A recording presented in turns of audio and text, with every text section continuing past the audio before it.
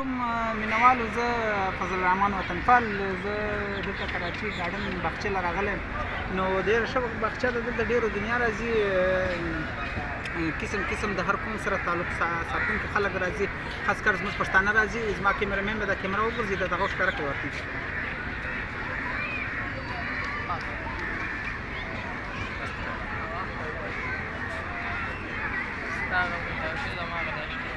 نو ملګرو دلته خو چې زه راغلی یم ډېر ښه خوند کوي، د هر طبقې خلک شته.